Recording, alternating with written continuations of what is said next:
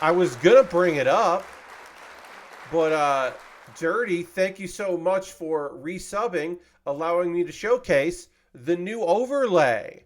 The new alerts overlay. I'm using Twitch for that now. I was using Stream Elements prior, and before that, I was using Streamlabs. Now, Streamlabs turned out to be very shitty. To OBS people, Stream OBS was just like a fork that they did kind of on their own that wasn't great. Um, oh, nice. You just finished watching the new Doctor Who. Hell yeah. Um, so they started doing their own like thing, and that kind of was shitty. And then turns out they were ripping people off, and that sucks. And then I moved to Stream Elements, but they Discord, not Discord. Oh, sorry. Twitch kind of put in their own overlay stuff, their own alert system for the overlays, and it's easy to just go in there and edit it. You can do it as much as you want. You can set thresholds, you can set the time and all that, and I figured I would just do that anyway.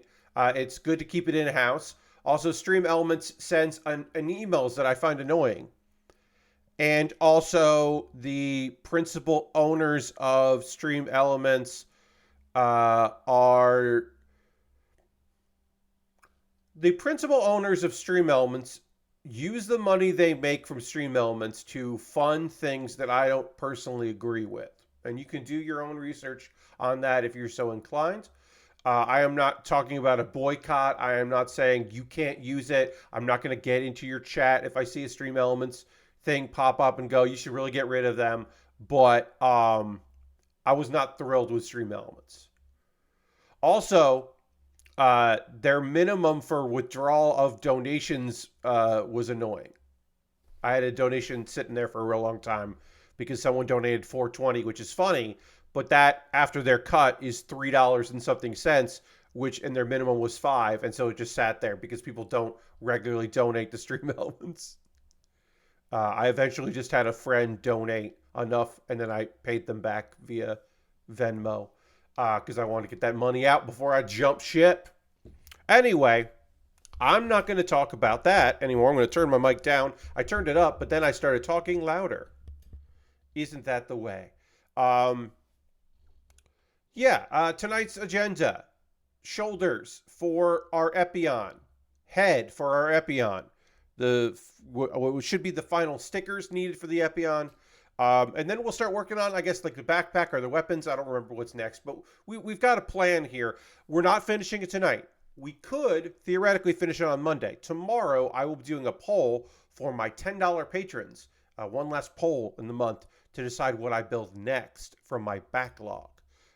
Because I might not finish this during Monday stream, but by the end of Monday stream, I think I'm going to finish this real grade, which would be great.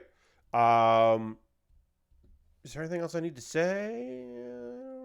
Don't know. I don't think so. Yeah. Let's go to the overhead. Booyah. Oh, pop that over there. You don't need to see the edge of my keyboard. Just move that out of the way. But you can see here. Here's our kit right there. There's the Epyon. We'll throw that up on the corner. We've got shoulder pieces that we finished off, like the start of the shoulders. And we'll, of course, have to get into that in the near future. We'll get into all of those parts. We've got an arm here. Let's start building the shoulder up. Hope everyone's doing well on this Saturday. This was a day of me catching up on a bunch of things and prepping for things. My next stream will be on my next bonus stream is on Tuesday, of course. And that stream is going to be CPU versus CPU matches in WWE 2K23.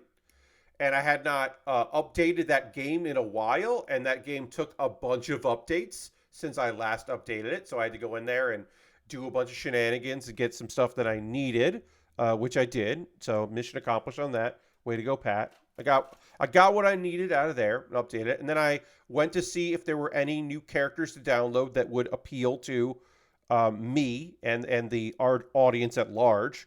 And the answer to that question was yes. I found some new friends. They're going to be very silly. I look forward to all of you learning about them on Tuesday. Tuesday's stream will also be a bit different in that I have like a plan. Like most of the time, like I know, okay, I've got titles. The titles will get defended. That's a funny thing that I can keep doing. That's a silly thing that I'll do. We'll defend these titles. I'll introduce new characters, mix them in with some old characters. There'll be a variety of match types. And I just kind of like build the card like I would if I was booking a indie wrestling show.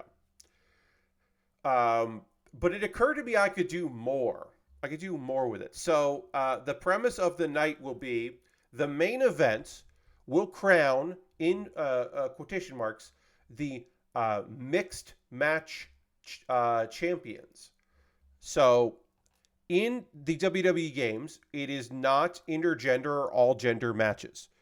You have to go by men versus men, women versus women, with one exception: the mixed tag match.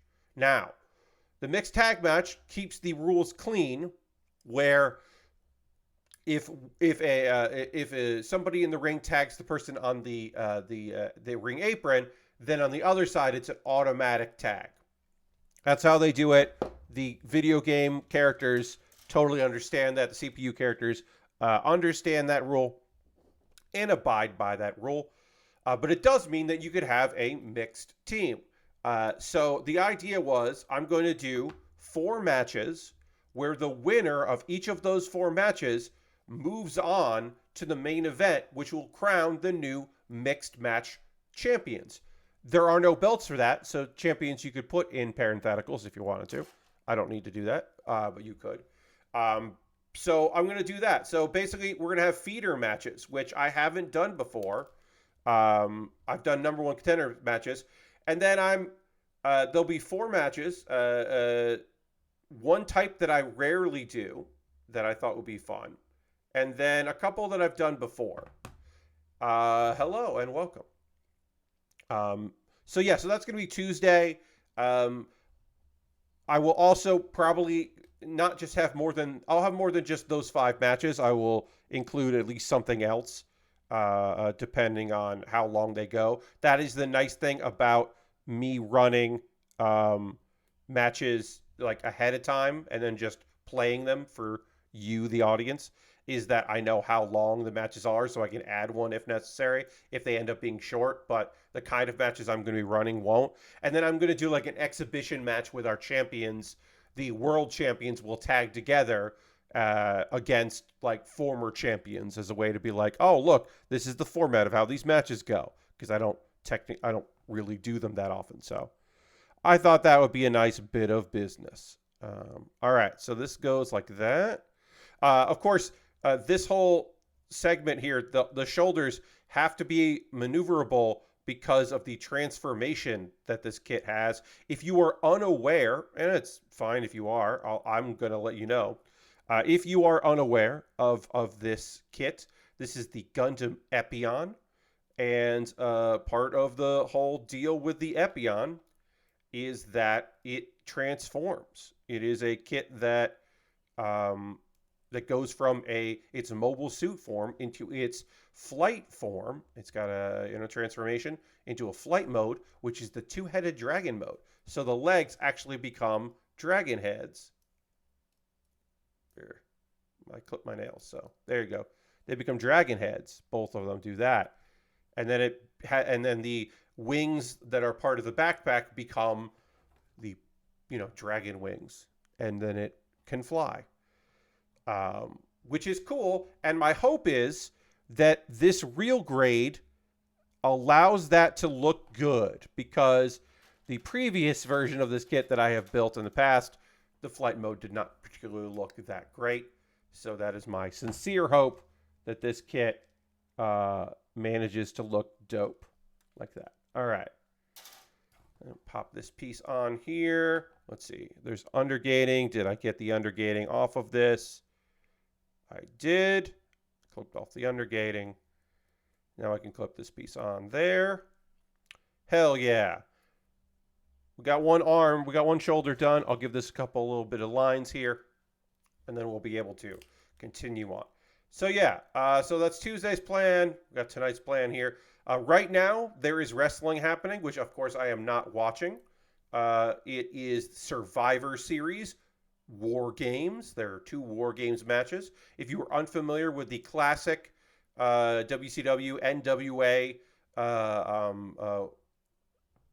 match type War Games, they take two steel cages connected to each other, so there's not a middle, so it's just a long rectangle instead of the square, with two rings pressed together, and then a variety, sometimes 8 wrestlers, 4 on one team, 4 on the other, or as much as 10, 5 on 5, compete.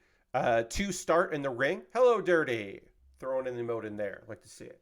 Um, 2 start in the ring, and then at marked intervals, a member from the other team enters. So there's always going to be, there's always going to be a period where it's even and a period where one team has the advantage.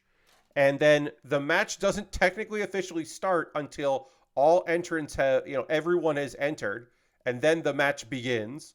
And then it's, I believe, no escaping, can't leave the cage. Your team loses if you leave the cage. That's how they solve the, why wouldn't you just leave? Well, you lose if you leave. That's their solution to that quandary.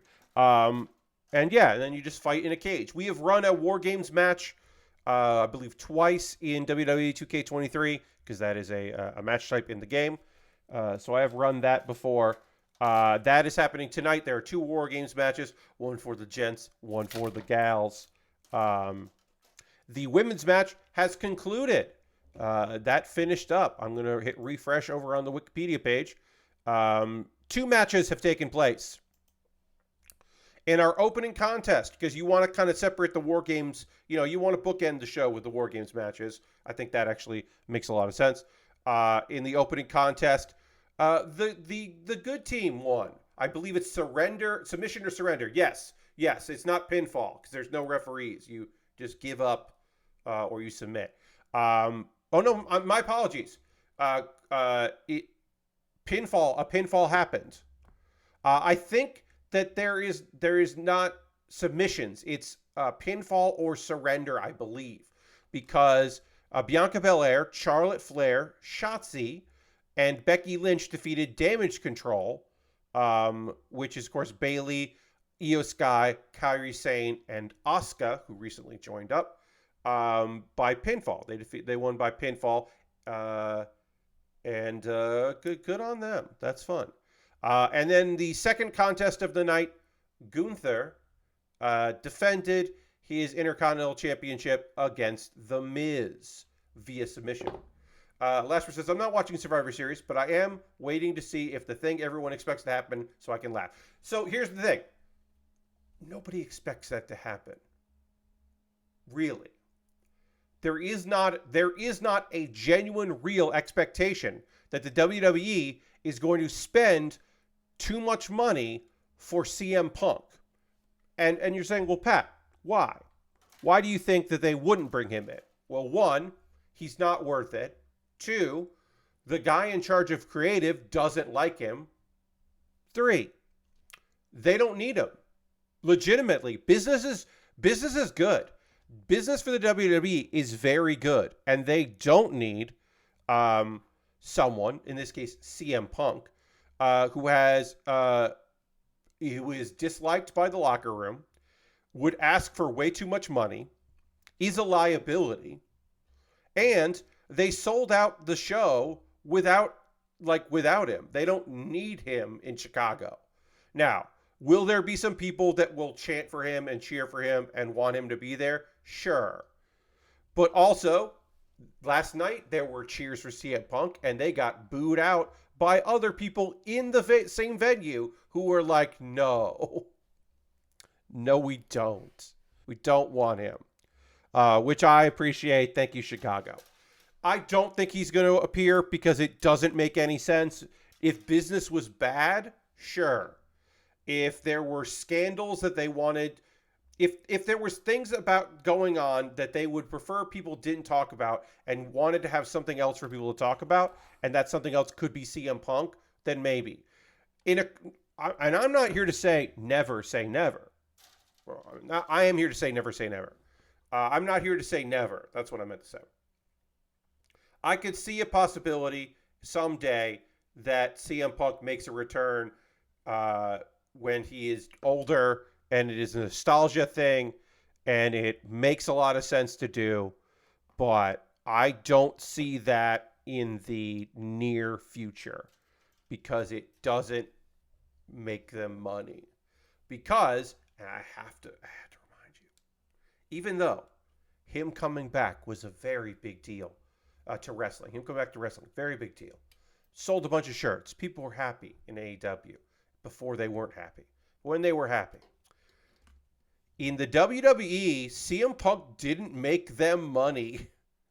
He was a popular champion with the audience, but he wasn't a money-making champion.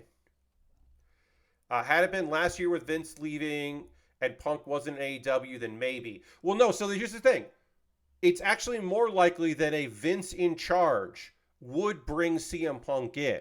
I'm saying people above Vince McMahon being in charge doesn't make sense to me to do it with Vince not having as much power as he used to.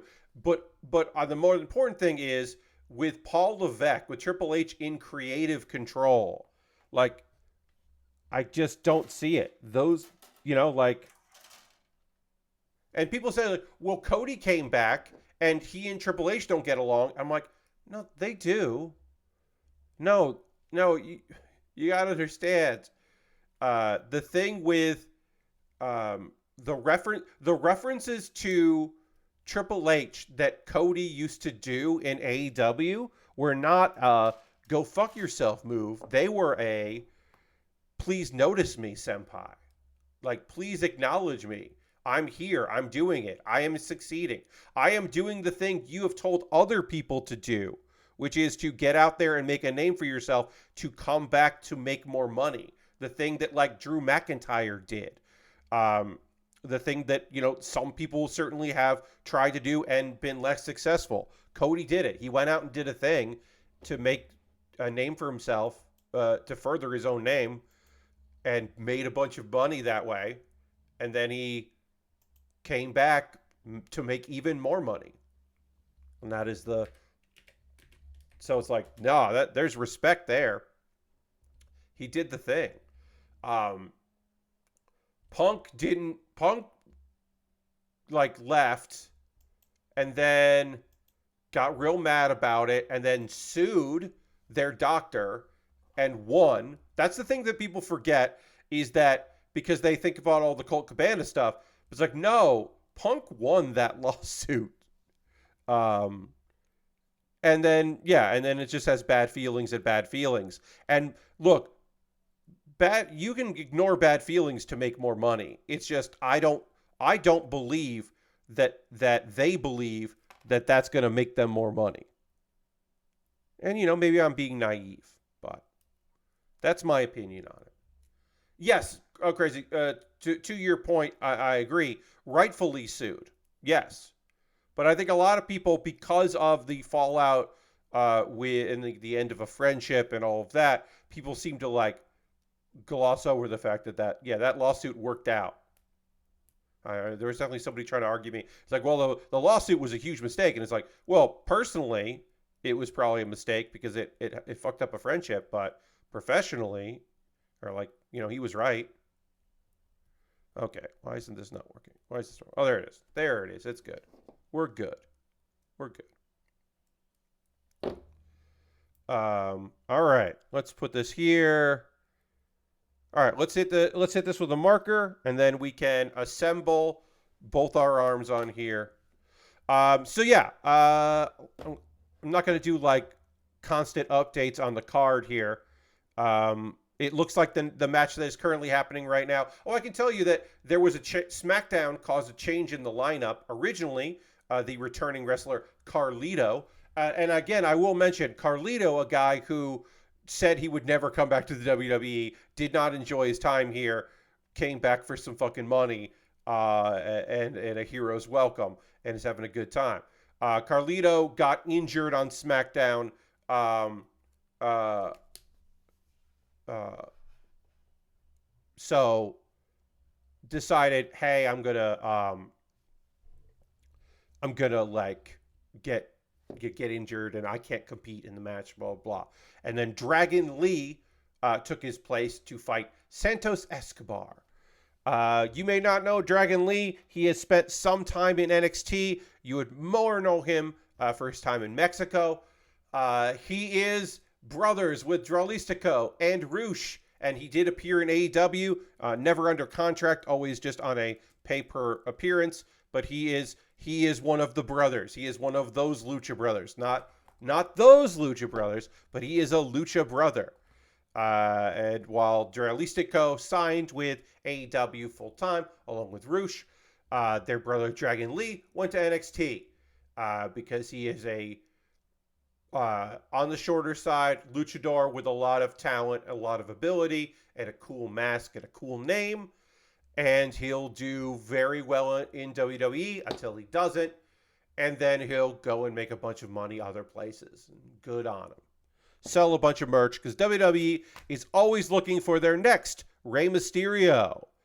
They may never find another Rey Mysterio, but damn it, they're going to fucking try. They're always going to try to find the next Rey Mysterio.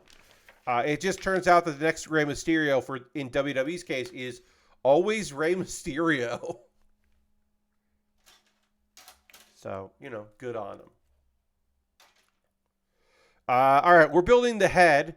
There are only 2 pieces of B. One piece on B is our whip / tail, and the other piece is part of the face. So we do need to pop that out. We're gonna build the face. I am going to probably take this a little slower than I would normally, simply because the head is the smallest part of the kit. It's been 15 years and they're still looking for another Ray. Yeah, I mean, here's the thing, right? Like, of course they are. They're also looking for the next John Cena. They're looking for... They want the next Rock, but they want the Rock... They want the Cena version of Rock who leaves for a little while but comes back more often. Like, they're looking for their big franchises, and one of the big franchises they're always looking for is the Latin market, like a hero. Now, someone with a mask, sure, that sells merch. That sounds good. But they were like, well, what about what about a big guy from Mexico? Because they tried Del Rio, and that worked, and then it didn't. And they were like, all right, well, what about like a really talented guy? Oh, he's not adjusting well, and people don't like him backstage. Well, let's get a guy who isn't Mexican to be the next version of him. Okay, oh, that's not working either. Okay, well, all right, well, we'll just let that go. All right, we're going to bring in a bunch of luchadors, and we'll put them all together. And then only one of them needs to take off, and it'll be great. We only need one of these 3 lucha guys in this some sort of party to take off, and that'll work out. What? None of them? Well, at least one of them did, but didn't, and then one just, like, definitely doesn't want to be here anymore, and the other, like, we're not really sure about. Okay, well, that didn't work out. All right, well, hey, wait. Ray's son wants to learn to wrestle. What about that? Oh, but he's not masked. We could mask him. Oh, we're going to go a different way. We'll do the first ever father-son tag team. That will be hugely popular. This isn't working. Well, let's try this other idea. Oh, this works great. Okay, well, Dominic can't be the next Rey Mysterio for a while, but someday he'll be the next Rey Mysterio. We'll just do it like that. Because he didn't learn from birth, and we probably should have tried to insist that, but we didn't. And now, Dragon Lee. Gonna see what happens with Dragon Lee. Just see what's up. See if it works. Throw a bunch of stuff at the wall. See what works. So yeah, Dragon Lee versus Santos Escobar. That should be a good fucking match.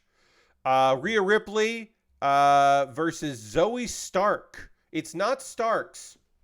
I always want to say it's Zoe Starks because there are Well, one, there are a lot of wrestlers with last name Stark, so that always goes in my head.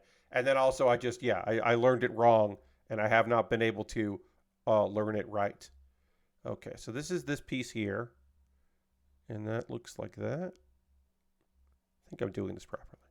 As always, friends, sometimes I don't know what I'm doing, and I'll figure out as I do it.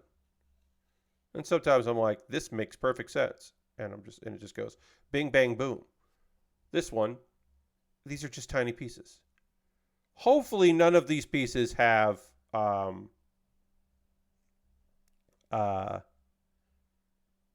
like very annoying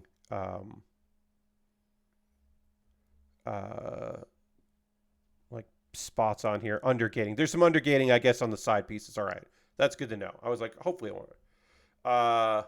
They found Dom was the next Razor remote. Dom is like a wonderful heat magnet, and that's awesome. And here's the thing: someday Dominic Mysterio will turn babyface, and people will be ready for it, and they will be happy to cheer him. And if he's lucky, they will still want to boo. They'll like be happy to boo him, and you'll get like a Kurt Angle thing where he's beloved, but also it's fun to not like him. Later in the card, well, like I said, Rhea Ripley, Zoe Stark. Hey, this could be a great match. I think Zoe Stark has a lot of upside. She's going to do well. She's already doing very well. But Rhea Ripley doesn't lose matches right now. The only person I thought had a chance to beat Rhea Ripley was Shayna Baszler. Shayna Baszler did defeat Ronda Rousey. And so it did, in my estimation, feel like, oh, this is who's going to beat her. But that's too soon, right? So theoretically, they could build Shayna up again. I think they blew their spot early, and she shouldn't have been like that challenger. But I do understand why it happened. Okay, so this kit gave us green on the eyes. I'm going to zoom in a little bit so you can see. This kit gave us green on the eyes. You can see it there. But it still has stickers. Now, we have a couple options here. We have just with the black, with the black background, or individual green. I am going to do one because it is a bigger sticker, and therefore there is a larger success for me. And two, I'm going to do number one. The other reason is because I do like the outline of black behind it, even if it is faint in this particular one. I do like that. So that's the sticker I need here. I'll kind of do it in the camera. I'm going to zoom out again because I don't like being this close, but you can see I'm going to push it over here and then pop it over there. The nice thing is, if I screw up this sticker, I have the other ones, these smaller ones, and then if I really screw it up, there is green behind it, and it will just look fine. Oh, that is not sticking.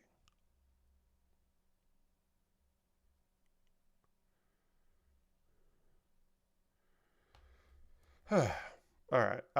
And then the main event is Cody Rhodes, Seth Rollins, Jey Uso, Sami Zayn, and Randy Orton, he did not appear this week, but they did announce it's Randy Orton after Cody dropped a bunch of hints that were very obvious, just because they did not want to say mystery partner and have people really think it was CM Punk, because it's not fucking going to be CM Punk. Are taking on the Judgment Day, Damian Priest, Finn Balor, Dominic Mysterio, and JD McDonough, who is and isn't in there. He's like the junior member. He's good friends with Finn and should be in the group, but isn't in the group, but is in the group. And Drew McIntyre, who Drew McIntyre turned like tweener, pretty much a heel, mainly because he's mad that he lost to Seth Rollins, but also he's like, well, I don't like a bunch of you, and you shouldn't like each other, and I don't know why I'm the bad guy. It's one of those like, I'm right, but I'm the heel, so I'm saying it in a way that isn't palatable, but I'm correct. that kind of heel. It's fine. The whole thing's fine. I don't think Drew should face Seth again, but Drew being in a heel position, I think, is totally okay. I think Judgment Day should win. I don't know if they will. I think that the babyfaces winning the women's War Game match means that the heels should win that War Game match.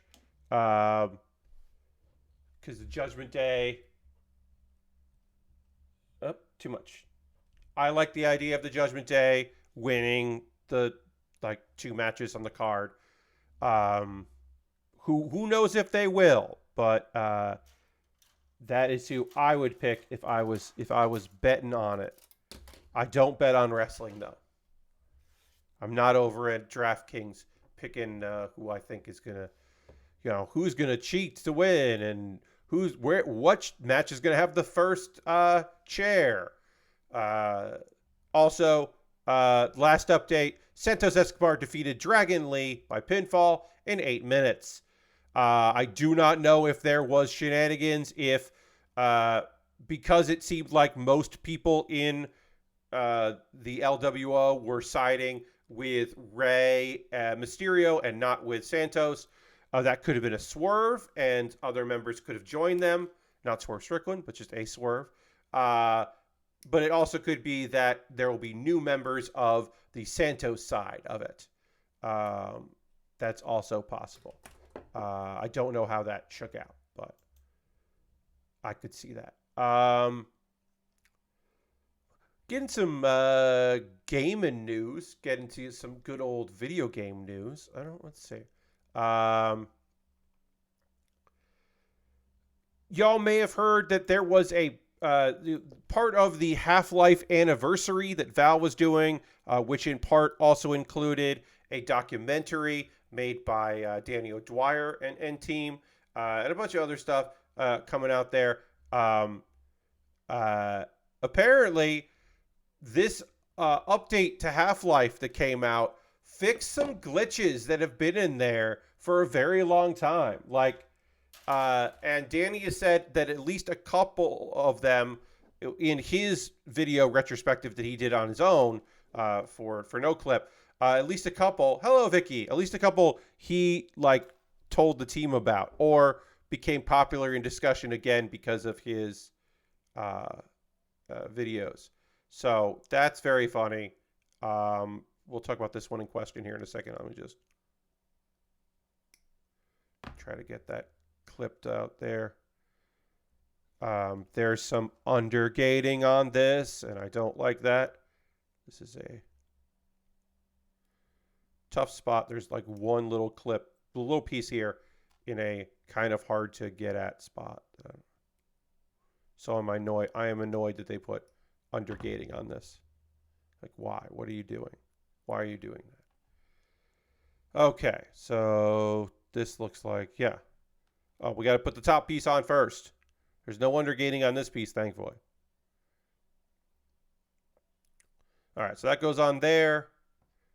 It's just very funny that a game that is that old still has some glitches that people are, grateful to finally have. I don't know if this is going to open up new speedrun opportunities or if it's just quality of life, but to me, it's pretty fucking funny. Let's see. Yeah, tentacle animation. Let's see. Old, small, annoying animation glitch found in the game. But yeah, that was in Chapter 6, The Blast Pit. The alien tentacles. They patched it for the 25th anniversary.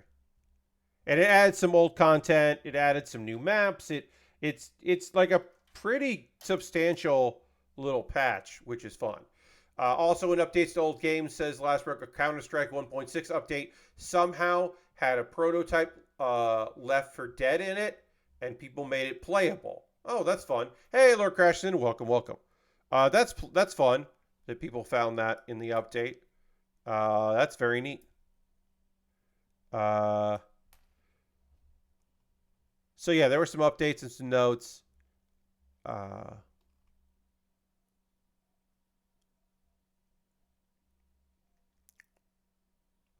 And people were happy about it, but I think that's fun. Are there other things in the world of video games we can talk about? Oh, speaking of Valve games, and actually specifically speaking of Left 4 Dead, as Lashbook said, another thing is uh, there's a very good reason why we got Left 4 Dead 2 so quickly after Left 4 Dead. Um, a year later that came out, which for Valve is ridiculous. And part of it's also like, oh, the team that made it and all that, and probably a desire to move a little faster than some of their other games and those kind of things. So you can look at that. The main reason is they didn't think they could keep iterating on Left 4 Dead within Left 4 Dead because it was too buggy of a game to like build off years and years of content in, and they were like, our best solution is to just put out a Left 4 Dead 2 because the engine was just like, we cannot keep modding it. We don't think we can keep modding this engine and putting out updates and so that's Chet Falzik said the first game was a broken thing that nobody at Valve wanted to continue working on. And so that's why you got 2 out so fast, is because they were like, fuck it, just do it. Let's just do it more. It loaded up each map 2 or 3 times in the background, apparently. And that was a workaround to make sure that everything worked properly. And they were like, when they started fixing problems, they found new problems. And that's why they made Left 4 Dead 2 instead of as an update. That's very fun. The game iterated so quickly that it meant breaking something horrible where you had to load a map 2 or 3 times before you could play test it. That meant at some point you had to pay for that debt, and there was no way you were going to support mods for Left 4 Dead in the same way we did for Left 4 Dead 2 with that big reset, which is fun. Lord Crashton says American Truck Simulator is getting Kansas DLC in the 30th, the most exciting state. Indeed, I'm not sure how and why they pick them. I know why they picked them. I'm not sure I know how they pick them. What gets expansions or what DLC they pick, but more power to them. More power to Truck Simulator. Keep doing what you're doing. When do they get Boston DLC 2040? Yeah, it's gonna take a little while to get over there, I think. But yeah, good on them.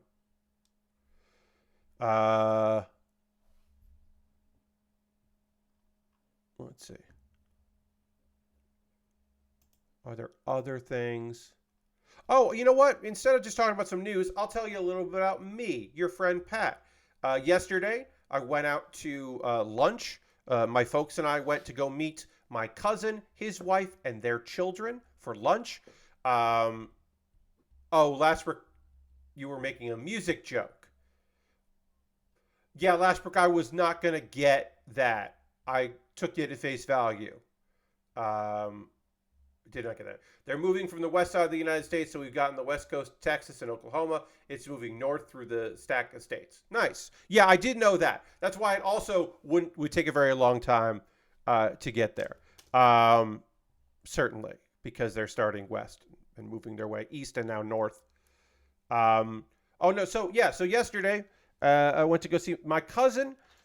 His in-laws live kind of close by. Not really close, but close enough that we can meet in the middle and see each other. And so every other year they come down for Thanksgiving, and we see them, which is very, very nice that we were able to do that.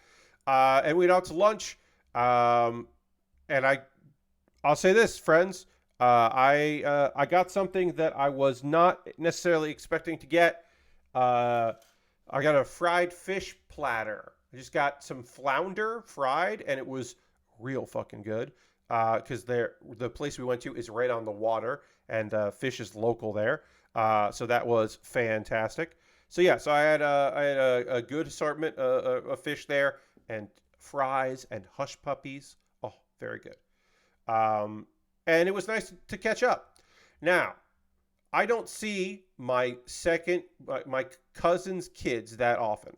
I'm they're normally farther up north, but they weren't like close enough for me in New York to like visit a lot. So I just didn't get to see them too much. I'm not super involved in their lives. I'm around. I try to be available, um, and they're just at the age now where the older the because there are two kids, the older she is shy.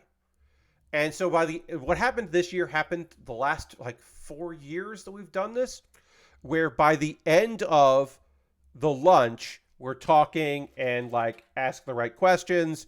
In this case, she is in the robotics club, so I asked about that, and wanted to know her thoughts on that and working the team. And so we chatted about that, um, and that went well to get her to talk. But she just takes a little while to warm up to me.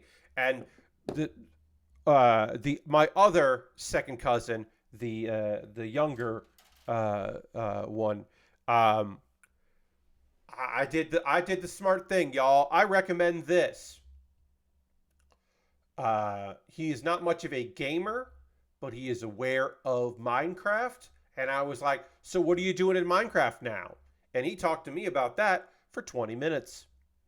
Um, I should say, I have never played Minecraft. I have watched people stream Minecraft. I certainly have done that. I am not a dude that spends much of any time in the world of Minecraft. Um, but yeah, he's not much of a gamer, but some of his friends are really into it. He's an outdoor kid, so I have even less to talk to him about than I would just about anyone else. As a kid who is not an outdoor kid and never was one, um, it was yes, Ghost Valve. Kids like them some Minecraft. Yeah, I mean he's not super into it because he's an outdoor kid. So like, want to know how he's annoyed because he's out of Little League and he's getting into baseball. He was apparently annoyed with Little League because like there it was too nice. Now I think that was his dad being annoyed, and his father's son was annoyed because his dad was annoyed. I don't necessarily think he was the one that was like, "Oh, you can't like it doesn't matter. Everyone just gets to play, and it is what it is." I'm like, that feels like a dad thing more than a son thing. That felt like my cousin being like that, and the son absorbing it. Um, because I don't necessarily think he's super competitive. You know what my second cousin is good at, which I had no way of like bonding with him about this. He's real good at cornhole.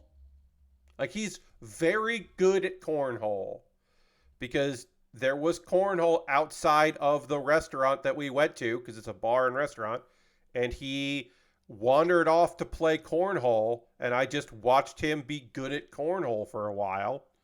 And I was like, well, he'll do very well in several years. Maybe cornhole will be out of fashion by then, but I don't know. Kid's got a hobby. This segment here, I'm going to do my best to get all this connected. I have a feeling that eventually I'm going to come back to the crown here, and I am going to have the liquid cement to do this because this does not feel like it connects well. Like these two pieces don't feel like they connect properly, and it's totally possible that I am doing it wrong, but I don't feel like I am. Yeah, this feels not the best. Well, that feels better once it's in. Once it's locked in, that does feel better, but I don't know. I didn't feel particularly. But it was nice. It was nice to see some family. Again, I don't see them. They are my lifesavers, though. My cousin Paul, who's a couple years older than me, he and his wife Melissa will always be lifesavers because you may remember that there was an incident at the end of the first ever PAX South, and that incident was tremendous snowfall was expected in the New England and Mid-Atlantic region, which we didn't get, but it was expected, and it was expected to be so bad that the state, like the Metro North, was shut down and flights were canceled, and it was a whole goddamn hullabaloo.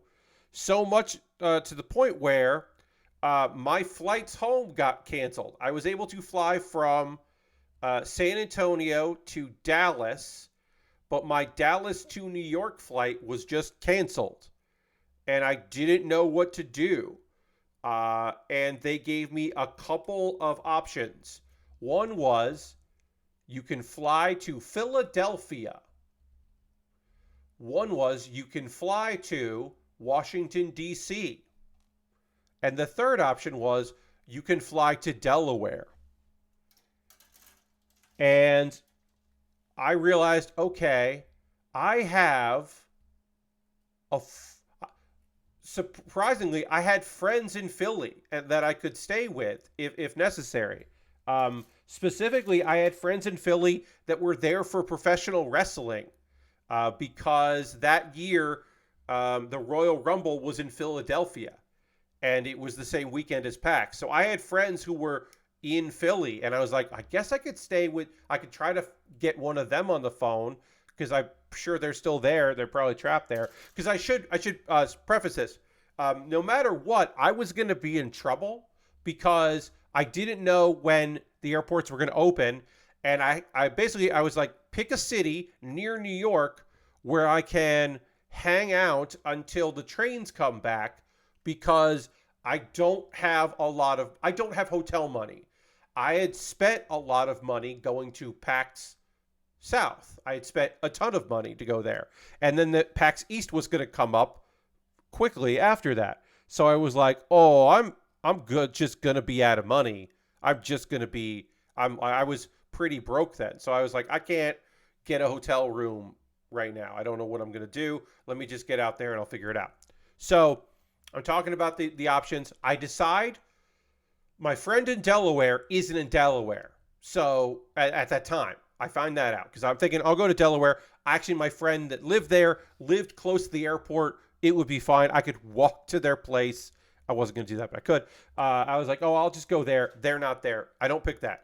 I end up picking DC because there are different options. There are buses, and my thought is the Chinatown bus from DC to Chinatown in New York might run before the other buses do, which would be bad, but they might do that. So I'll probably just do that. And then my cousin is like, hey, dumbass, you know we're in Virginia. We can come, you can stay with us. I'm like, I didn't ask them. I did not reach out and ask them because they have kids and they had a small apartment or a small house. And I was like, I didn't want to bother. And like, no, we're family. We'll come get you. So they did come get me, and they put me up, and I slept on the couch. And then that night, while I was there eating some food, hanging out with my cousins, my cousin, and kind of catching up, it was revealed, hey, this bad snowstorm, actually not that bad. Metro North will be open tomorrow. So the next day, I got on Metro North. I missed a little bit of work. Someone had to cover for me, and I was able to take Metro North from DC back to New York. But my cousin, I will say, very thankful. I did not have to sleep in an airport because of my cousin. That was also one of the reasons why I picked Washington, D.C. One, because the trains, I thought, or buses might appear and suddenly work. The other idea was, well, if I have to sleep in an airport, I want it to be an international airport, because the DC, my fear was that the Philly airport that they offered me a flight into, my fear was that they were not going to be open 24 hours and they would kick me out. And I knew the Delaware was not a 24-hour airport. So I was like, well, let me go to Why is this being annoying? Let me go to DC because I know that one was 24 hours and they won't tell me I have to leave. I can just wander around an airport, just be on the Wi-Fi and deal with that. Ghost Val says, love when family comes through. Totally. Save my butt. So nice. And then my cousin-in-law drove me to the airport, or to the bus station, I should say, and I was able to get on a bus and get back home. And I'd only need one cover at work, and that apparently it was pretty dead because a lot of people had left New York for the weekend because of the impending snow disaster that was not a disaster. We are done with the head here just about, which is great. But yeah, always be grateful for my cousin. And then, his little kids were young and we hung out that morning, woke up, had some bananas. It was nice. And then went back into the city. And that's when, I think I've told this before, but I'll say it again here.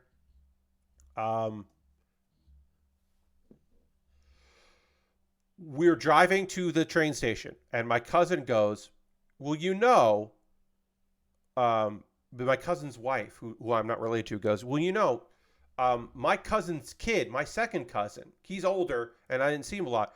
His daughter does comedy in LA. Maybe you know her. And I'm like, I mean, I might, but like, there's a lot of people that do comedy. She's like, yeah, well, she used to do stuff in New York. I'm like, well, that narrows it down. She does stuff at UCB. Well, that does narrow it down. There were a lot of people that did comedy in LA that I never met because I wasn't out there.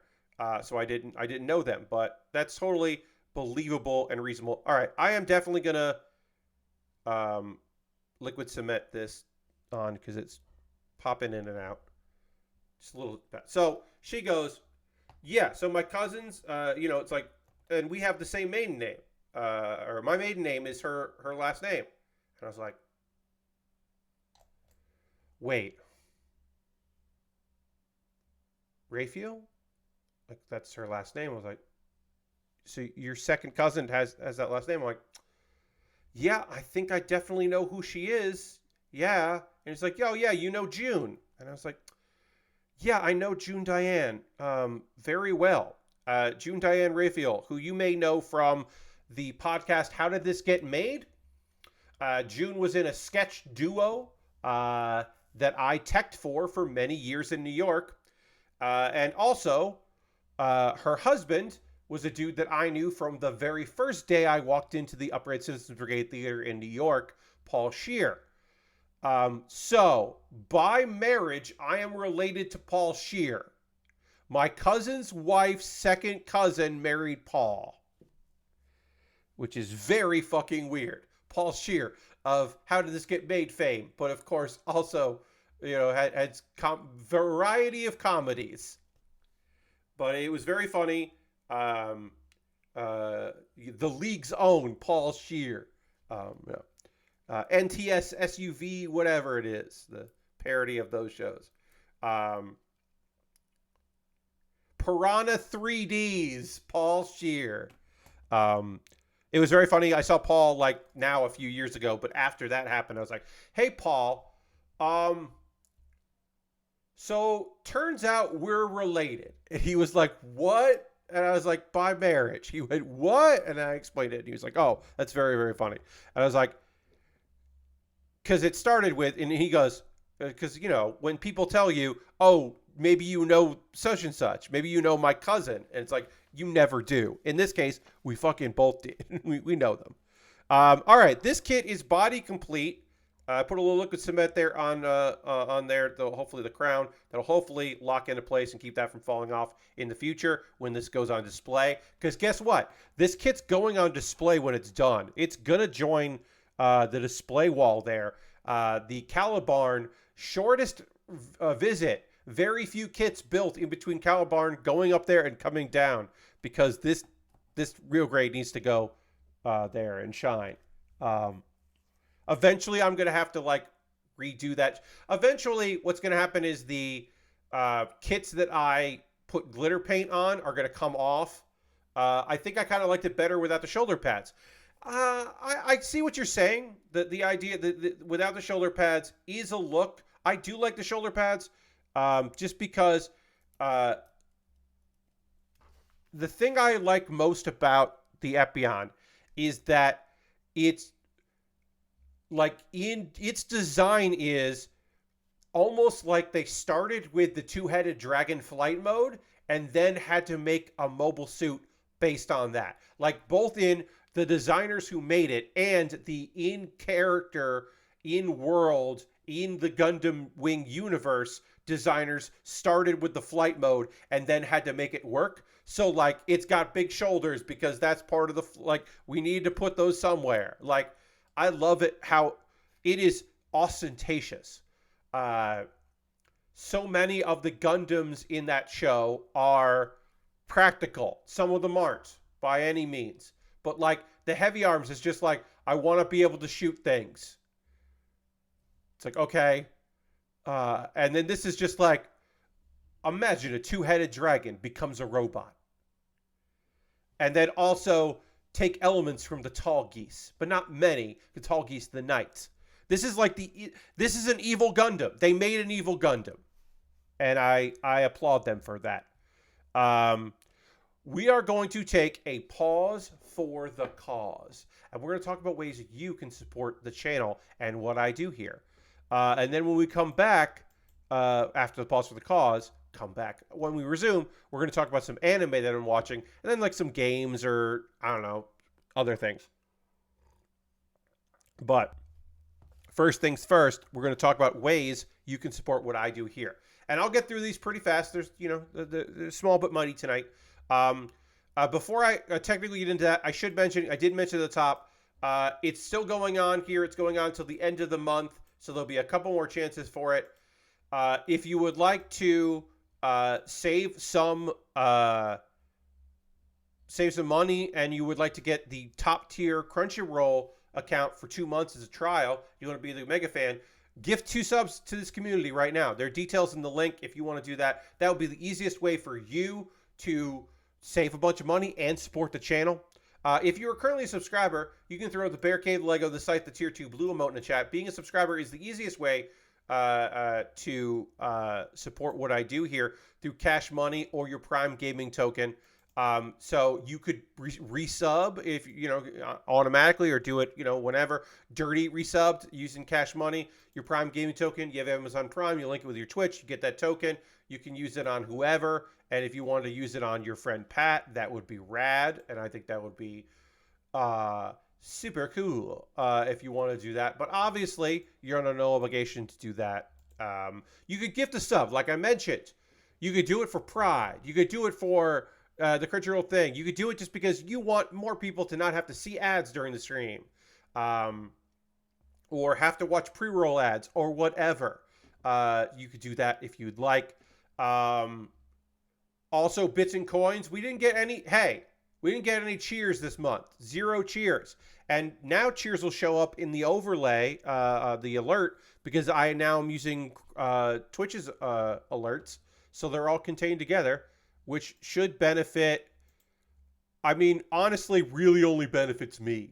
That's all together. But it's nice. Now it's in there, and now I don't get emails from Stream Elements anymore, which is great for me as well.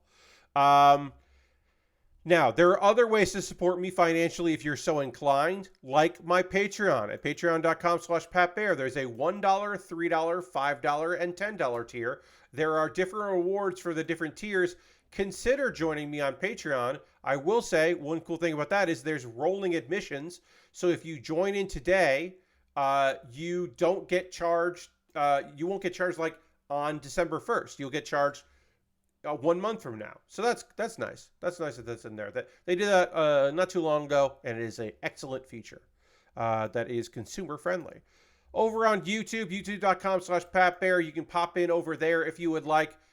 If you want to subscribe to my YouTube, which is of course free, and maybe on my YouTube you would want to become a member. $2 a month, you get my Wednesday videos a day early. And the video that I put out this week, you wanted to see it on Tuesday because it's good. I think it's very funny.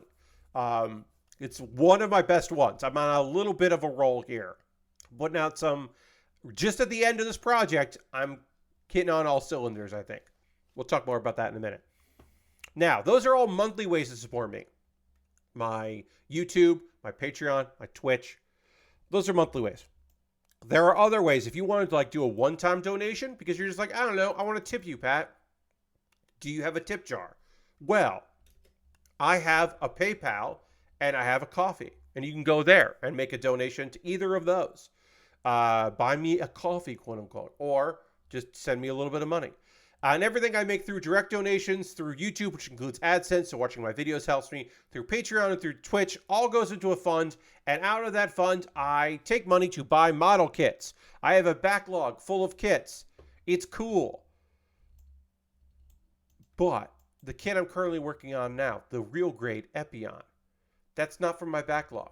Ghost Valve wanted me to build the Epyon and made it possible for you to do that. I made a dedicated video about the Epyon, and then I had it jump the queue and became the next thing I built, because Ghost Valve went to USA Gundam Store, bought 2 gift cards at USA Gundam Store, got them in their email, and then sent me a whisper here on Twitch. Could have also sent me a DM on Twitter if they wanted to, with those gift card codes, which I used to buy this kit, and it jumped the queue and is now the thing that I'm currently working on, which you watch me work on. And I will continue to work on it until it's done, and then I'll go back to my backlog. Now, if you want to decide what I build next, you could buy a gift card to USA Gundam Store, the most convoluted way to do it, or you go to Amazon.com.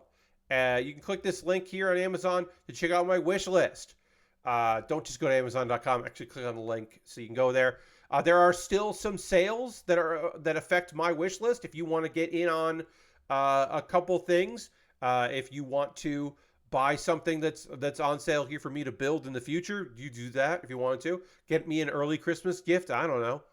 I've got Lego sets. I got model kits. I got knockoff Lego, both like Mega, which are knockoffs, the best top tier knockoffs.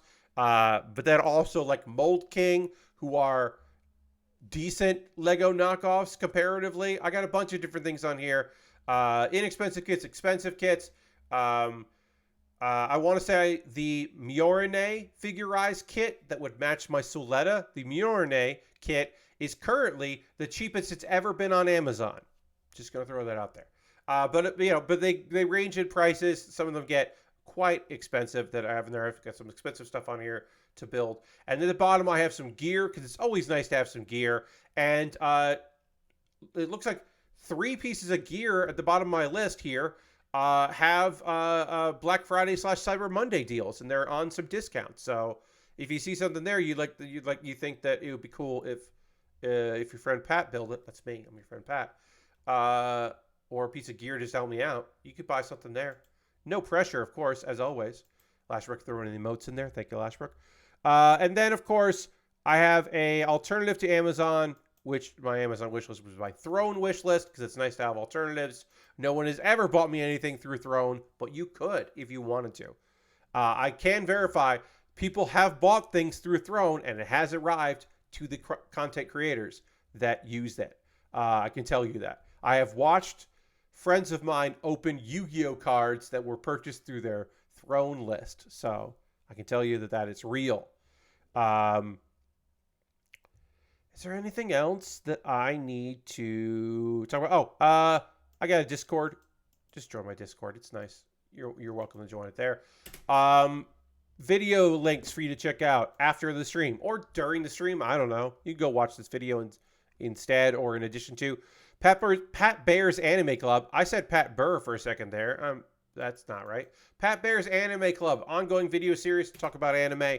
I talked about some new shows from this season, one of which I will be talking about in the next segment that I think are great. And then Baerly Rehearsed is an ongoing video series where every week I write and perform a piece of comedy that I have at least rehearsed some amount. This premise is about a guy whose last name is Turkey, and he owns a farm that is called the Turkey Farm. But it is not a turkey farm. It's just that his last name is Turkey. It's silly. I've told you one of the jokes. There are more jokes within it, but that is the premise. What if a guy whose last name was Turkey had a farm, but it's not a turkey farm? Pat go Burr. Indeed, Lord Crashington. Pat do go Burr. I think it's pretty good. It's one of my better ones for Baerly Rehearsed. I would enjoy it if you could go and watch it, because the views are not as high as I would like on that one. That one did not perform as well as I would like. I don't know why, but it just didn't hit with people. And that's a shame. I got a fucking dislike on that video. I'll tell you there. Well, one, it says the view count is off. The view count is off, and it'll get updated because it says only one person watched it, and that's not true. But yeah, I got a dislike on that one. I was surprised. I don't get a lot of likes, but I generally don't get dislikes on my videos. So I wasn't shocked, but I was like, oh, huh. I don't know why someone didn't like that, but whatever. All right, so I'm going to talk about some anime while I work on the backpack for this kit. We try to get that done because the shoulders and the head took an hour. So we'll get some of the backpack done here. And before that, I do need to drink some water, so we'll dramatically transition to the overhead so I can drink some water, and we'll do that right now.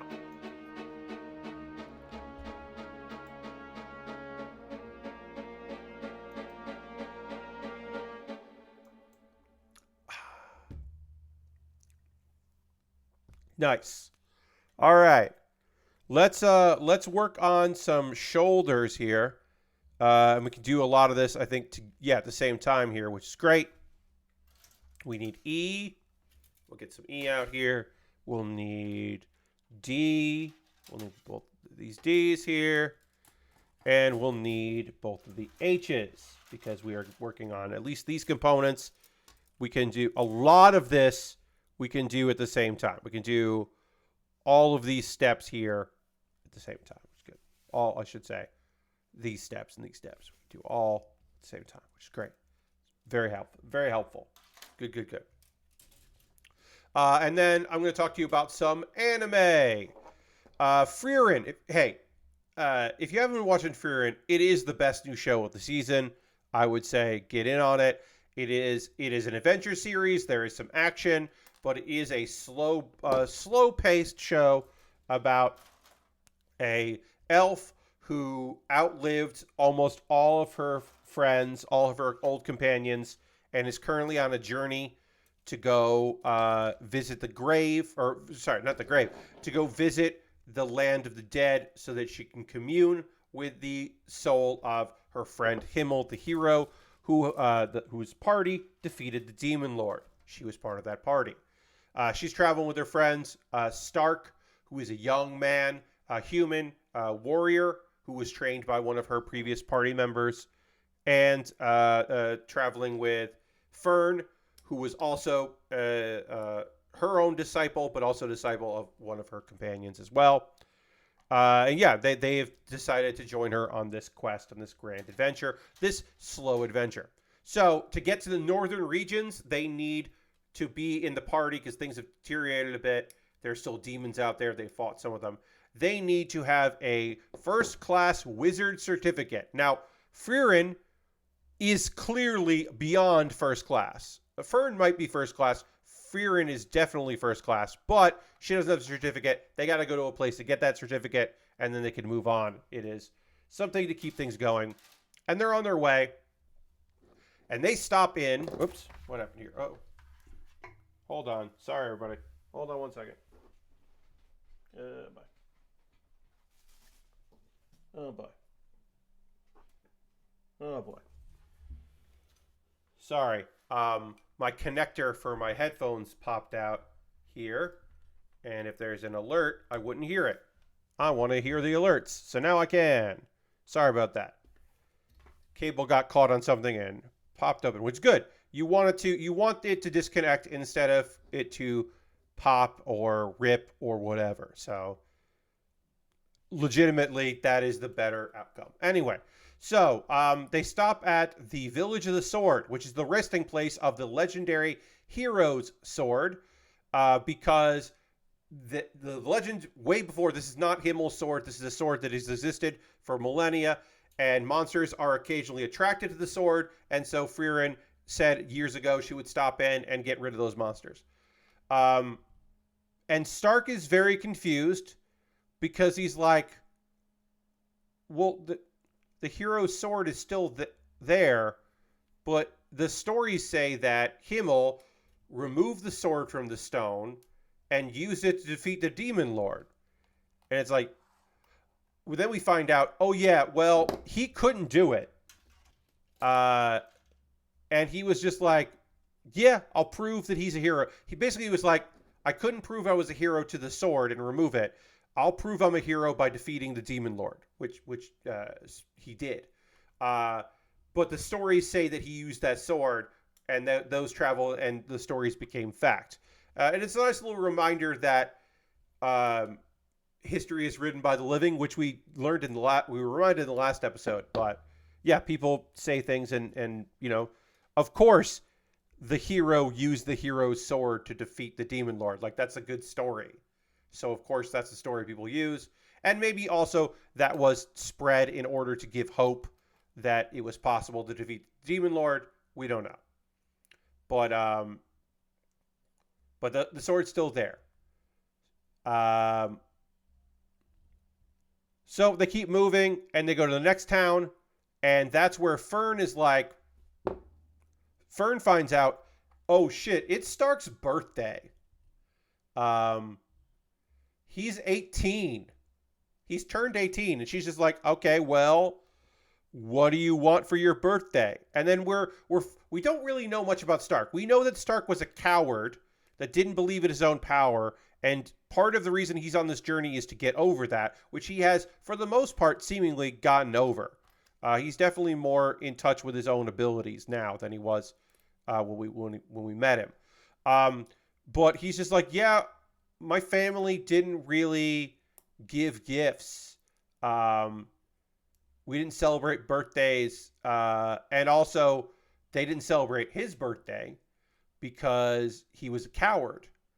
And so and we find out, we knew that he had fled. He could not fight this monster that was attacking his town, and he actually fled. And we find out, yeah, he fled his town, and he's always considered himself being a coward, partially because of that. And so, yeah, we're getting some fucking deep stuff on Stark. Fern is like, Fern is like, she definitely, I don't think she's being funny when she says this, but it does come off as funny. She's like, oh, don't worry about it. We would never let you run away. There's no way that Frieren and I would let you run away. We need you to help us. Which I thought was just very funny. Like, that's how she reassures it. And they buy him a silver bracelet. And then, apparently, while they're gone doing that, Frieren, who knows it's his birthday, has been busy preparing a hamburger steak. Which I thought was a very cute detail, because that is what Eisen would do. Eisen would always celebrate birthdays by making hamburger steaks. And then this apparently triggers a memory within Stark that his older brother used to secretly cook him a hamburger steak on his birthday. And that's also which he is blocked out due to trauma. Schultz, his older brother, is the person that told him to run away. And Stark kind of ends the episode with the understanding, possibly for the first time, oh, wow, my brother really did love me and wanted me to survive. And it's a fucking poignant episode ender. It was an interesting episode to watch directly after returning from seeing family. We finished that, came back. This is the order. went out to lunch with family that I only see yearly. Came back, set up the laptop in the to the living room TV so my dad can watch Prime Football because it was Friday afternoon game. Uh, and then came in and watched Frieren and felt pretty fucking emotional during it. I was like, oh, okay, that's where we're at. So, really fucking good episode of Frieren Beyond Journey's End. It is a gorgeous series. Um, it's a two-core, back-to-back two-core, I believe, back-to-back. So you can get caught up on it if you haven't been watching, because it's goddamn lovely. I think you would like it. I don't know if you would like My Daughter Left the Nest and Returned to Nesrak Adventure. I will tell you that I am engaged with what's happening right now, which is a confluence of different stories interweaving. We start with a character that was referred to as the Saintess, but is now being called the Priestess because she was technically not the Saintess. She and Bayaku, who were involved in some dark shit, but they were doing it undercover because they were trying to take over or get revenge. But then they were stopped by the dad. What's his name?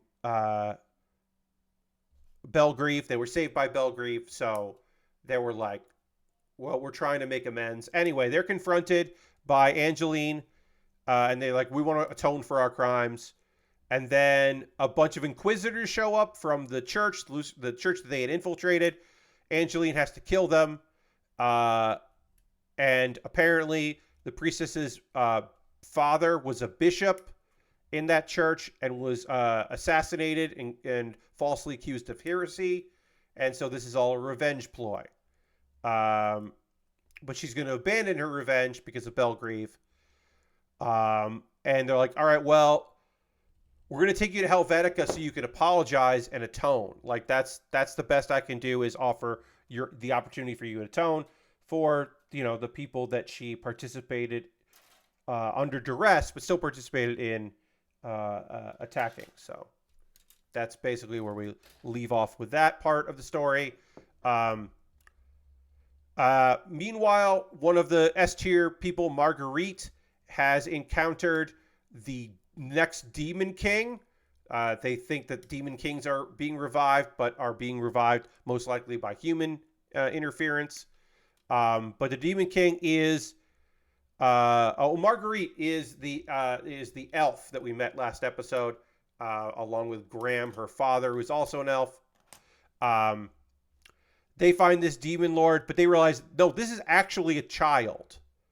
And it's just acting violently when violence is put upon it, but otherwise it's docile. Marguerite is mad. She leaves because Graham is trying to stop her from getting hurt. So she takes off. And Belgrieve is like, convinces her, hey, I'm a dad. You don't want to leave stuff like this. You should go back and talk to your dad. Let's see. People are afraid that Angeline is now going to be targeted by the church because she now knows about the Inquisition, which is, of course, supposed to be secret. Angeline's going to bodyguard the princess, so that's going to happen. There's a lot of miasma around the town. But turns out, hey, easy to blame the demon, this child like Demon King. Easy to blame the Demon King for the miasma, but turns out it ain't the Demon King's fault, everybody. It's a monster that was mutated, perhaps to affect the Demon King. We don't know. And the Demon King is feeling sick. And then Belgrieve confirms this is a kid. Belgrieve and Graham are like, this is a human child that someone is trying to turn into a monster or Demon King. And then Belgrieve is just like, well, guess I better raise this kid.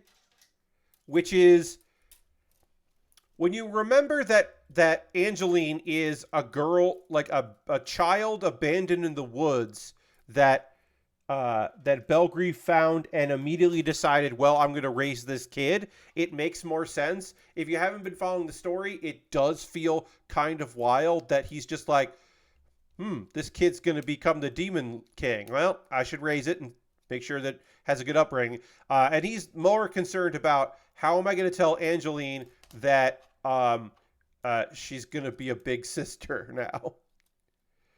So things are fucking happening. We're getting there. We're moving on along in the plot. Again, do I think this is a top tier show that you got to drop everything and watch? No. I like it. It is pretty breezy. I think the action is good. Sometimes the CGI effects aren't great because it is not a show they're spending money on, unlike Frieren, where they are clearly spending a fuck ton of money on that. They are spending so much money on that show. This show, not as much money. But still enjoyable. Still a thing you can watch and have a good time. Now is the part of the stream, friends, where I want to hear from you. What are you watching? What are you playing? What are you vibing with? What's got you going? Are you reading anything? Also, now would be a great time if you want to tell me, did you buy anything for the Black Friday week? Did you buy anything on sale? You buy any model kits or other things? Are you going to be making any purchases on Cyber Monday? Did you make any purchases on today, Small Business Saturday? Or no, or nah. Let me know in the chat what you're up to. Me, it's Hearthstone. I have not played since Thursday a bit of Like a Dragon Gaiden. I have played 0 Like a Dragon Gaiden. I had plans to play some Like a Dragon Gaiden, and those plans fell through. I just did not end up doing that. I did a bunch of work today, and I had other stuff going on yesterday. Lunch was a lot longer than I was originally planning, and didn't find the time to play any of that. But I still play Hearthstone every fucking day because I really like Hearthstone. I'm going to panel line this before it gets tied in with other things because I think it's going to be confusing. Well, it's going to be hard to reach this piece, so I'm going to do this now. Complicated was the wrong term, or confusing was the wrong term. It's going to be difficult to panel line this one connector piece here, so I'm going to do it now because it'll have a bunch of stuff on top of it. And as far as watching stuff, I finished Scott Pilgrim Takes Off. That is a awesome adaptation.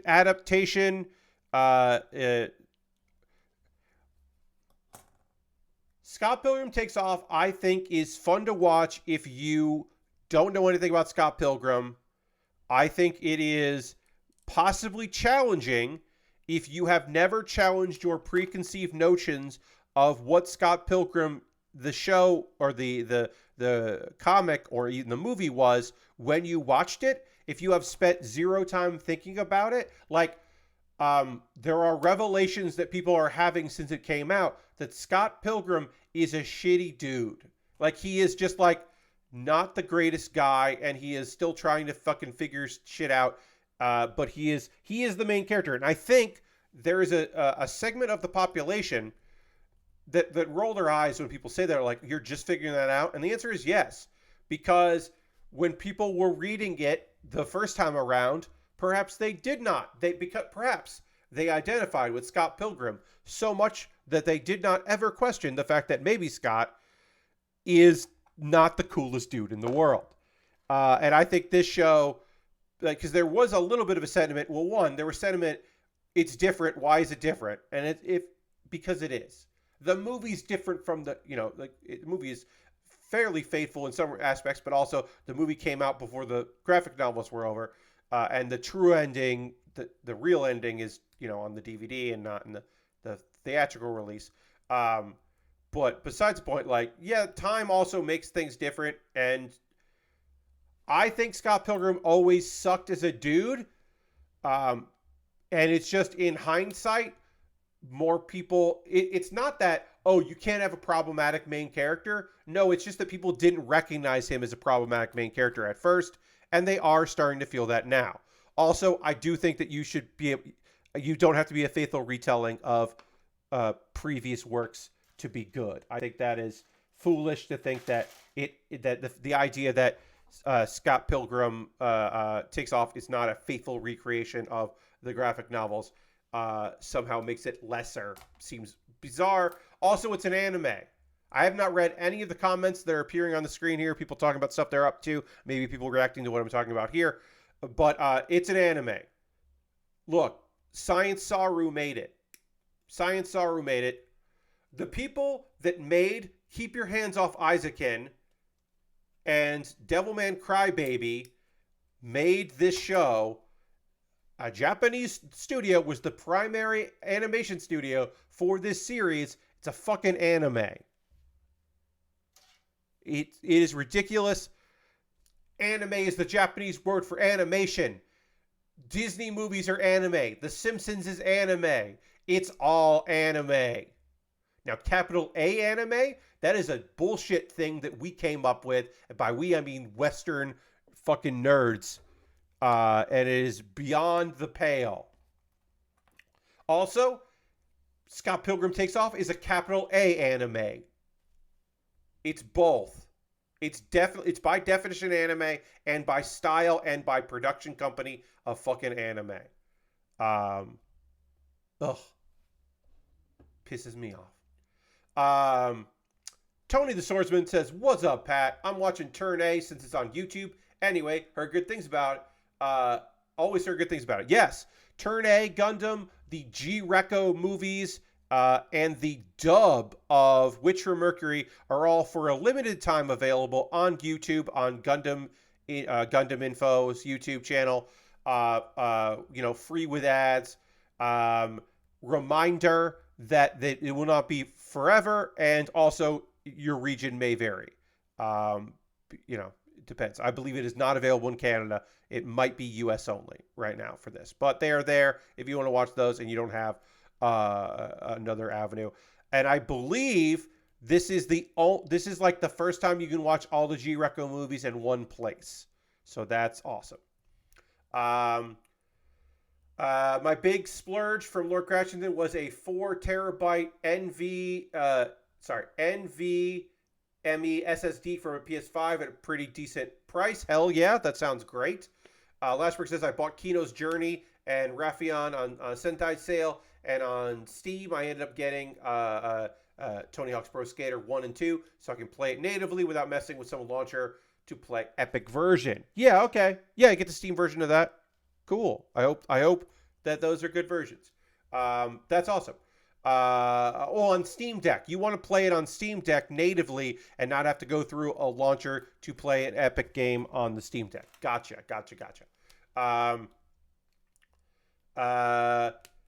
Crazy's playing more Dragon Gaiden. Yep, like a Dragon Gaiden. Nice. Probably going to keep that until Infinite Wealth comes out. Yeah, just keep up with that. Hell yeah. That's the way to do it. Dirty says, weaving Warframe back into the schedule of games I play now that cross-save is just around the corner. Ended up splurging on a new platform, bed platform, air purifier, and a few games from the Steam sale. Yes, there's a bunch of stuff on Steam sale. El Paso Elsewhere has been on sale. Please buy and then also rate El Paso Elsewhere. If you don't do Steam reviews, it's okay. But if you do give thumbs up to things and you like El Paso Elsewhere, please do. Please support small, cool studios. Also, it was not at the beginning of the Steam sale, but it is now. Both No Goblin games are on discount. Robot Golf, 100-Foot Robot Golf, and Roundabout are both on discount. And Dan has not been in chat for some time, but Dan is a friend of the stream. So you could go and do that. Scott Pilgrim. Also, I should say, Dirty. Air purifier, fuck yeah. New bed platform, fuck yeah. All those things are great. Those are very adult purchases. But I'm here to tell you that I support adult purchases like that. I support those purchases. All right, so this goes here. I think that's right. Okay. I think that's what you wanted me to do. That goes there. Okay. Yeah, that go. Okay, yeah, that go. That. Oh, okay. That's how that works. That goes like that. Great. Sorry. I'll be easier to do the other wing because I'm learning how this wing goes here, and then that goes like that. Excellent. Um, Scott Pilgrim's fun, says Lord Crashington, because of the way it plays off your expectations of being an adaptation of the comic and having the cast and director of the movie involved in some great ways. Yes, the idea that like, oh, because it was like everybody's coming back, it's the movie cast, blah blah blah, and it's just like, and Anna Monoguchi's going to be doing the music and all this stuff, and you're just like, yeah, this all sounds exactly how I think it should go. And then it's like, and then it's a little different, and you're like, what the fuck? All right. So here's the wing mechanism. You can see there, moving around. I got the wing mechanism figured out for this, which was great. And then also Tony says preach, because yeah, you know, I didn't know I was going to do a Scott Pilgrim rant, but here we are with your friend Pat doing a rant about the Scott Pilgrim being an anime. Turn A had like 2 movies of just chill, or 2 episodes, I should say. 2 episodes of just chill, then immediately went into shit. I love the Gundam has a mustache. Yes, we have built the Turn A. We built the Master Grade, which comes with the cow, and we built the High Grade, which does not come with the cow. But both are still excellent kits. Oh boy, still fun kits. That series has its goofiness, and then it fucking gets, oh shit, we got to deal with all this stuff. It has its highs and its lows and its weirds and its heart. Turn A was met with confusion by some audience when it came out. I think in retrospect, people have thought more kindly towards it than they did at the time, because the design and the very lack of there's only so many mobile suits in Turn A. And it's a weird thing, but I do like it. Lashbrook forgot to buy stuff from Premium Bandai. Oh no, indeed. I bought 2 things. I talked about it previously. I will talk about it again now. I will show them to you now. I bought 2 things that came out that went up yesterday. They're the only things I'm going to be pre-ordering. One is the Maxter. I got a Maxter. Check out the Maxter that I got. I'm very happy that I will be in the future. I believe April, I want to say. Either February, April. One's February, one's April. The 2 that I bought of next year. I will be building a Maxter. I am very excited to be building the Gundam Maxter, our B-boyfriend. And then the other thing I bought was the Devil Gundam Clear.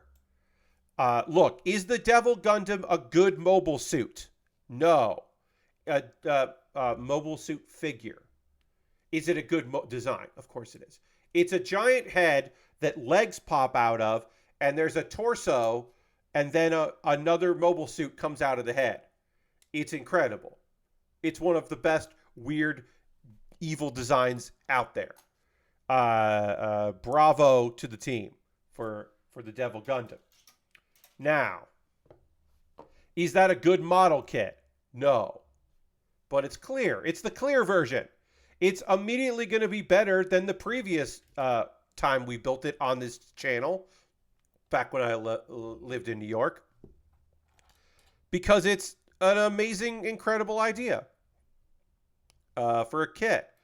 It is. So here's the thing, Lord Crashington. It is the most successful transformation. I don't know if it's the most, but it's the most successful, because all it is part of the head becomes feet. Really, not even legs. Part of the head becomes feet, and that's it. So it's very successful when it does, because it doesn't do a lot. I don't know if it's the most, because like there's some things that turn into there's no triple changers as far as I know, or they haven't built it, or they haven't built a kit of it. But there's a lot to love about that kit. But there are more ambitious transformations in various Gundam franchises. All right, so that's got to go. Oh, that tucks under. Okay, so that goes in, and then this goes. That doesn't go in though. Did I put on one of these wrong?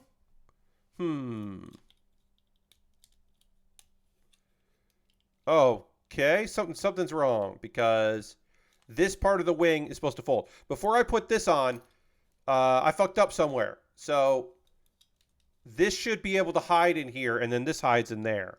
This is not hiding because when you look at, this is supposed to close in, and it doesn't because they're supposed to be locked. This is not closing in, so I fucked up somewhere around here, which sucks because now I have to fix it. I thought that I was almost done with a wing, and we could do the other wing. That is not the case. Put that in there, and now I know at least when I do the next one, I can do that. Oh, I should say also. Lord Crescent got a bunch of Blu-rays from Best Buy and Target, with the best deal being Last of Us first season for $10. Though you accidentally bought 2 copies of Godzilla vs. Kong, so you need to go back to Best Buy to return one of them. Okay, yeah, go look on the return.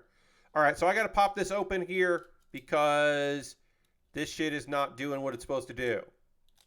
And I have to find out why this shit is not doing what it's supposed to do and get it to do the thing it's supposed to do. It is most likely, most assuredly, I shouldn't say most likely, it is most assuredly I just fucked something up. I just did something wrong. You know, I'm not blaming this, I'm blaming myself. So I am trying to separate these parts without breaking it, because that would be obviously terrible. And I think Monday we're going to finish this kit. You know what? I'll say this. We're finishing this kit on Monday. I will stay late on Monday if necessary. I can't stay late tonight. But on Monday, plan on maybe Monday going past 11 because I'm going to know what we'll be working on next. But we're going into finishing mode because we've got the other wing assembly, which is mostly complete once we figure this part out. We've got the connector on the backpack. We've got the beam weapon, which is only like 2 pieces. And then we've got the shield to build, which is not much. And then we have to transform it. So yeah, we'll stay late on Monday if necessary, but I think we'll finish it during Monday. We'd be farther along if I had done this properly. But also, once I figure this out, it'll make it easier to do it the other way, Okay. I have now separated this. So what did I do wrong? This does not do what it's supposed to do. So let's go back to this step here. My assumption is that it's supposed to overlap. I just have it on the wrong thing, I think. Okay, so this can come off. And again, I have to do this carefully so that I don't fuck anything up. So I got to get this piece off. I'm going to pop this up so that this comes off. And I think I know what I did wrong. So again, I got to do this. But yeah, if anybody bought anything for the holidays you want to let me know about, you want to brag about, or you bought any kits, you're going to go do some stuff. Or let me know if there's anything on Monday you got your eye on that you can't wait to get on Monday. Okay, so this goes in here, and this goes like this. So I know that part. This goes like that. I'm now going to make sure I do this right. I think I did this right. I want to say I did this part right. It would be real bummer if I didn't do this part right. I did not do this part right. That explains some things. Wait. No, this is right. Okay. So this is right. Okay, so this part is right. I believe that this part is correct. So this goes here. This kind of like hooks in a little bit because whatever. This piece goes into that, and then this piece goes into that on the top. And then this becomes the new bottom piece. This goes like that. And then that lets this with a slider. This slider piece goes, the top one goes onto that piece, and the bottom goes like that. Okay, great. Somewhere in here, I have no idea what I did wrong, but now it slides. And now I know when I do the other assembly that I have to test that. I have to get this far with it before we button it up. Now we can button it up. Put that like that. Go on to the next step here. Yeah. Now we can assemble more of this here. We can get all of this connected. Nice and easy. Connect all of it. Light pressure, not too much pressure. Lasper says, thankfully the thing I wanted wasn't a hot seller, and you're able to grab the MG Alley Strike recirculation, which is the black and hot pink and looks rad. That does look rad. I'm glad you were able to get that, even though you had forgotten. Yeah. If you like premium Bandai stuff, they're going to be constantly adding things. I have spent my budget on that for the beginning of next year, but I had nothing in pre-orders right now, so I did want. It is nice to have things to look forward to, and I was able to use some money from Twitch. Some of my Twitch money went to that. So thank you, folks. You collectively helped me buy model kits that you will enjoy. Hopefully, me building in the future because they're wild. The Maxter isn't like wild. The Maxter is mostly just like cool that it exists. Cool that they're making premium Bandai high grades that look good of the old kits. And in fact, I'll do it after the stream. I can take off the Maxter that is on my wish list because I have one of the old master grades that's not good of the Maxter. And now I'll be able to build a good one of those to go with my Rose. And then I hope they work on the Dragon one. I would love to do the Dragon if that was next. Of course, the real grade God Gundam is phenomenal. The two high grades I would like them to, the three, I keep saying two, the three, Gundam Nobel, or the Nobel Gundam, the Master Gundam, a new high grade Master Gundam would be sick. Although actually, honestly, a real grade Master Gundam would be even sicker. Those would be cool. And then, of course, the Dragon Gundam would be neat. Crazy says, I have now fully gone into a crazy degree of model building. I just put the decals on the sprue before cutting and clear coating them. Yes, that is a level of detail I am not in. I do some decals. I will do decals when the kit only has decals, and I have to do them. But yeah, doing the decals on the sprue before you clip the piece off the sprue is certainly that is not my style. But also a thing that I do try to remember to remind people is I don't build model kits off stream. I occasionally finish a step of something off stream, but I don't, in my time when I am not building model kits on stream, I don't work on model kits because I don't, well, one, I don't have a lot of time for that. And two, if I have a model kit, I'd rather build it on stream. And three, I cannot afford to be buying and building model kits for fun. Those model kits need to end up here on the channel so that people can watch me build them, or people can watch, later on YouTube or whatever. Watch it on Twitch or on YouTube or something. But I could never justify doing that on my own time right now. Perhaps in the future, I will. Things will change, and I will have a schedule which allows me to do that. But right now, a schedule and also, income to allow. Last week says I need a new version of the Strike Rouge with the ISWP pack now. I hear you. I understand. I get you. That's not necessarily something I want, but I understand that it's something you want, and I want that for you. I want what you want. All right, let's keep working on this wing, this very detailed wing, and then we'll finish the other wing, on Monday, and then the rest of the backpack, which will connect the two pieces. And now I know more about how to build these wings so that the other wing assembly should be easier. And I also know to test it to make sure that it does the thing I need it to do, which is have these open and close all the way. it has to be able to do that before I start buttoning it up. I will probably panel line this on my own time. Often I will do that when we're towards the end of the stream and I haven't panel lined a thing that needs it. I will often do that in between. That's the only kind of building usually is to like fix something. Like if I missed a step somewhere and it wasn't important, I won't do it during the stream. I'll just be like, oh, I forgot to put vents on the chest of this kit. I'll just do that now.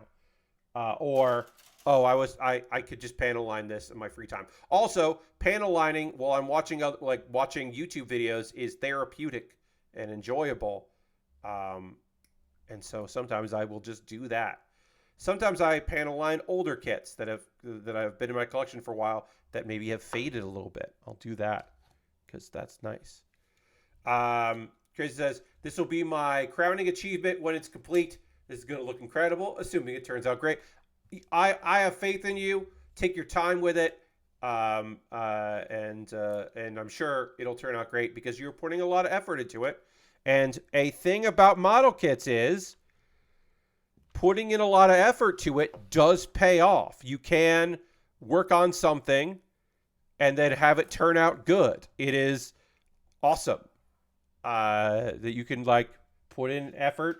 You can get pretty big results with not that much effort and pretty damn good results with a lot of effort. So it is pretty wild that way. All right, so this is going a bit of a different direction of assembly. This wing is telling me to assemble it differently because it will be flipped. So that makes sense. It makes sense that I am, for the left wing, that I have to make some adjustments in how it comes together because it's the inverse. That makes sense. I don't know if I said it in a way that makes sense to you, but it does make sense to me. And even though I said I'm going to panel line the outside of this wing on my own time, I will have to go in and panel line these parts on my own time as well. So this goes, make sure that it's facing the right way. Also, got a little excess here, clip that. And this goes into this piece here. Yeah, I'm basically building this in like reverse order because it's flipped. And then this goes like that. And then this goes like that. Okay. And then this goes bent.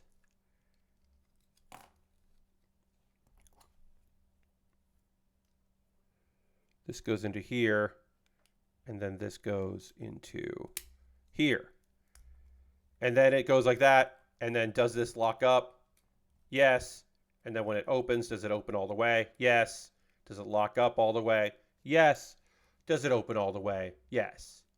Great. And then I'll be panel lining these before I then lock in this piece over on top. And then also put the little piece there. Let me just get out H12 now. We will be wrapping up in a moment or two. So I can go watch other wrestling that wasn't the wrestling that I was talking about earlier. I'll watch the West Coast replay of Collision because I want to watch that. And then this goes like that. And it's just easier to pop that in now. And then I'll be able to button up these wings and things later. And then we'll start working on the backpack. But we are body complete on this kit. We are reaching the home stretch here. I'll just kind of like tentatively place that because, like I said, I do want to go in and hit this with marker. But we are approaching the end game of this model kit, which rules. It's going to be great. And yeah, that's going to do it for tonight. I hope you had fun. I did. Thanks for hanging out with me. The party isn't necessarily over because we are going to raid. That is how we end every stream around here. We're going to go find somebody doing some cool shenanigans, and we're going to go spend some time with them. So let's see who is streaming right now, who's doing some stuff that we can go hang out with. Who we gonna raid? Because we should raid somebody. Last says, haha, CM Punk is at WWE. That's very sad. That is unbelievably sad.